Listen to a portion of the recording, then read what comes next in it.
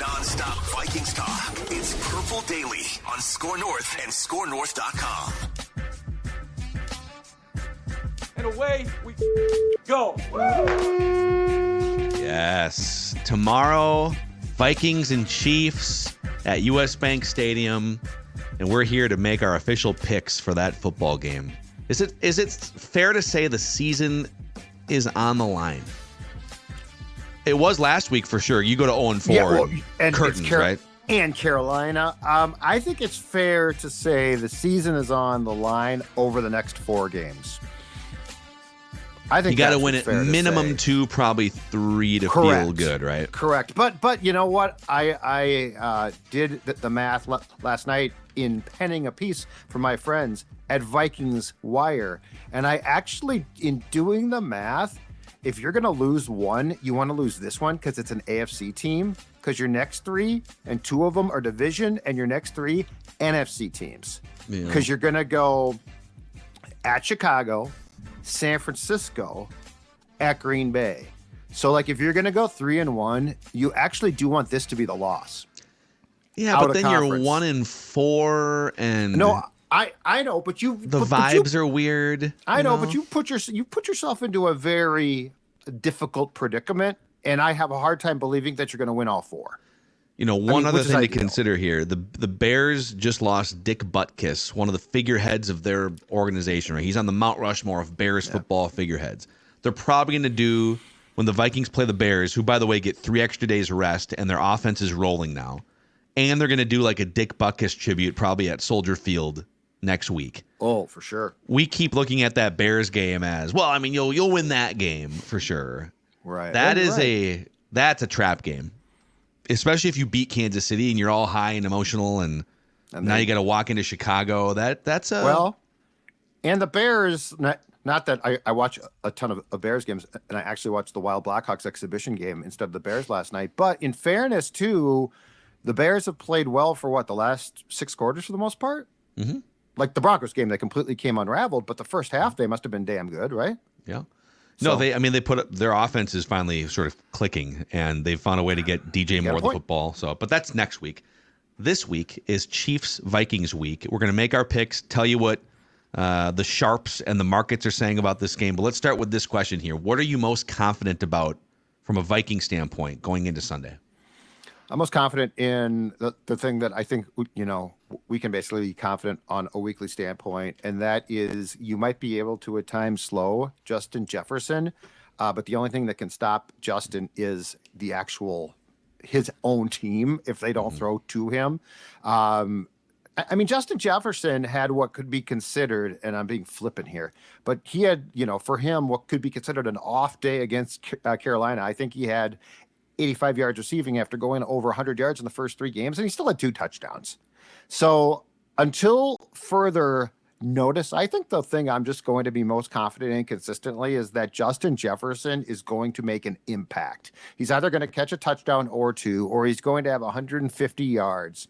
But again, we could talk all we want about, well, they're rolling safeties over the top and they're doing this and doing that. And I'm not saying Kirk should be stupid with his passes, but Justin Jefferson is about as sure a thing as a difference maker as this team can get.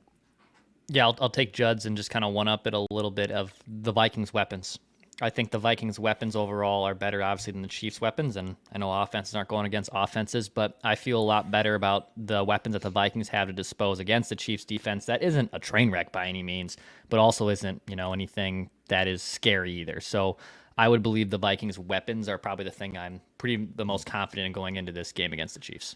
Yeah, I think the Vikings, they've moved the ball better than pretty much everyone except for, statistically anyways, Miami and San Francisco this year. They just keep turning it over. So I agree with you guys in terms of Vikings moving the ball. I'm going to go on the other side of the ball. This might shock you because it's Patrick Mahomes, perhaps the greatest quarterback of all time. But I am most confident in Brian Flores coming up with a game plan with these chess pieces that can at least fluster Patrick Mahomes a little bit. And I'm going to bring you evidence from Week 14 of 2020. This was the last time Patrick Mahomes faced a Brian Flores defense when Flores was the coach of the Dolphins.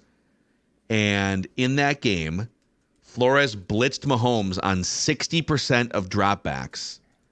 He forced 3 turnover-worthy plays, 3 interceptions, a fumble that was lost and recovered by the Dolphins, and 3 sacks of Patrick Mahomes. Now, the Chiefs, with Tyreek Hill still on the team and Travis Kelce, they still found a way to score 33 points and win that game. But it's only the second time in Patrick Mahomes' career that he has thrown 3 interceptions and been sacked 3 or more times in the same game. So if you're telling me, hey, Brian Flores is there's going to be like a handful of turnover-worthy plays or game-changing plays that happen because of his defense and pressure and exotic looks, I would take that and hope that the Vikings can I still think even if you fluster him, they're going to score like 27 points. So you're going to have to score 30 or more to win this game. But he's come up with a game plan before to make Patrick Mahomes uncomfortable. I think he has a good chance to do it again. So we'll see. On the flip side, what are you most scared about or nervous about on behalf of the Vikings? I could say, Mahomes and what the Chiefs can do, but that seems to me to be sort of trite. So here's what I'm most scared of. I'm most scared of the fact that the Vikings have far too often in the first 4 games beat the Vikings with turnovers. If I'm not mistaken, they have an NFL high 11. I think they are second to last or tied with the Giants for second to last in turnover differential.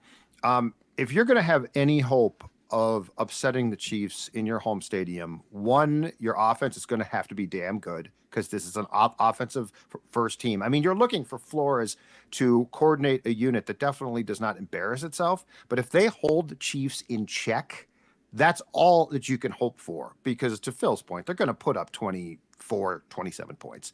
But if you throw a pick six, if you throw a pick, if you drop the football, you're going to lose. So until the Vikings can put together a complete game, now they did not fumble against Carolina, but obviously Cousins had 2 picks, including the pick six. Until you could put together a completely clean game from that standpoint, and I don't think it's too much to ask to not turn over the football. I'm not saying don't get a penalty, right? Yeah. I'm not saying don't, you got to rush for 150 yards. Yeah. I'm saying protect the football at all costs. Until the Vikings prove that, I am going to be the most concerned, because playing a good or bad team, that can bite you in the butt. It's obviously Patrick Mahomes being the best quarterback in the NFL, but I would say what scares me the most, or what gives me the most pause of this game, is also just the Chiefs can just march down the field with ease, and they're really good at chewing up clock. I mean, Kevin O'Connell talks about the Vikings wanting to be situational masters. Patrick Mahomes is going to run out of bounds to not give the ball back to the other team if they can score a couple touchdowns or score a touchdown to make it close, right? Like, they are very much aware of their situations at all times. That comes from having a great coach. That comes from having a great quarterback. But I just think the longer that offense, the Chiefs offense that is on the field against the Vikings defense, it's going to be problems. And then it just becomes a clock game and the Vikings won't be able to keep up. Yeah. I mean, to piggyback off Declan's point, the Chiefs' running game, like, take away the historical, passing prowess. The Chiefs' run game has racked up 360 total yards on the ground the last 2 games, including over 200 against that Jets defense. So just handing it off to Pacheco and creating lanes for him. Patrick Mahomes can use his legs too. So I think their run game actually scares me. But then again, the Eagles ran it down the Vikings' throats. The Chargers chose to just throw the ball 50 times, so we don't really know if they would have leaned into a running game, what would have happened. They only had 30 yards rushing. And the Panthers are a hard gauge anyways. They only ran for 83 yards.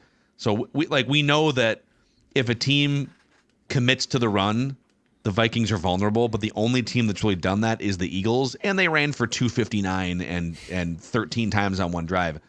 But I think at the end of the day, the thing that should scare everyone the most is Patrick Mahomes. Everything I just said, I do think Flores has a good chance to put together a plan that can cause a couple turnovers and whatever, but you're still playing Patrick Mahomes. So I'm going to talk out of both sides of my mouth and say that he still scares me. And to go back to the week 2 loss in Philadelphia, remember the Vikings plan going into that game, and I'm not saying that this guy would have stopped the run, but he was definitely part of the game plan, was Davenport, who then played 4 snaps and then didn't play. And the Vikings obviously not only got gassed in the run, but I think were completely gassed by about halftime. So with Davenport and Hunter both playing, I guess my question is, what difference is that going to make? Because I would expect it might not save the day, but I would expect that if Davenport is playing based on what we saw against the Panthers, he does have way more ability. And now it knocks DJ Wanham into a place where he probably can be used properly. Patrick Jones. So I think Davenport's presence on the field might help. Yeah. Or should help. What are the sharps saying about this game via Action Network? So let's frame this up here before we make our pick. So the Vikings are currently 3.5-point underdogs. I saw in one of the books a line that was like 5 or 5.5 to start the week, and now it's moved to consensus 3.5 points. So the line is shrinking toward the Vikings. 71% of bets are on the Chiefs, but 61% of money is on the Vikings.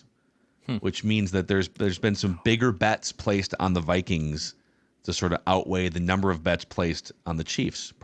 You can surmise what you want. Maybe it's some smart big money better that are coming in saying, I'll take those points, I'll take the Vikings. Maybe the most important trend for this game, however, comes from our friend Adam Patrick on Vikings Twitter. Jim Nantz and Tony Romo are calling the game on CBS on Sunday. CBS. This will be the 6th time they've called a Vikings game since 2017. The Vikings are winless in those games. They're 0-5 in the first 5 games. And the average score is 31-11. Their average margin is -20 in games called by Romo and Nantz. And apparently Jim Nantz hasn't called a Vikings win in a decade. I got to research this. So Awful announcing had it, I think, Judd. So 2000. So he hasn't called. So I must have been on the beat for the Star Tribune the last time he called a Vikings win. Apparently it was like, no, you would have been with 1500 ESPN. I think it was like 10 years ago. Oh, it was like beginning of Mike Zimmer era or end of Leslie Frazier era. Wow. Dude, it's a pretty amazing stat. I don't know what happens. Guys get nervous when Jim Nantz walks in, apparently. Well, and hello, friends. Oh, God. And not just that, but like the Cowboys game, they literally had to cut away from their top team. I know. And I don't know if you guys have seen the broadcast map for this game, but I mean, this is a national game. Like there's one game that's going to like a sliver of the home markets that are playing in that game, and that's it. The last time Jim Nantz called a Vikings win was September 29th, 2013, Steelers-Vikings. Okay. The Vikings won 34. It was in London. Yeah, it was the first London game the Vikings ever played. That's right. Les Frazier. My God. Okay, let's go through some other nuggets here. How Kirk Cousins performs based on time of day. Noon games or earlier. So I guess this means noon games in London, maybe. He's 49-39 against the spread. Afternoon games or later. So like mid-afternoon, which is this time slot, or later. He's 21-34 against the spread. So it flip-flops. The Vikings are 2-8 in their last 10 games against the spread, with the covers being last week against Carolina and then the Chicago Bears in Week 18.